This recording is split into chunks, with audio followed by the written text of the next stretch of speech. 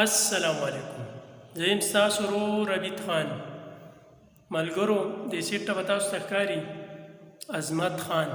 د دې دا ویډیو داسې شریکومه نو زه راځم بیا څه پې وروسته خپلې خبرې کوم. راځئ د عظمت خان دا ویډیو وګورو.